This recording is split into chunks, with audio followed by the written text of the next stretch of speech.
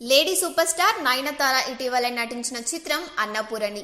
ఈ సినిమా గత కొన్ని రోజులుగా నెట్ఫ్లిక్స్ లో స్ట్రీమింగ్ అవుతోంది.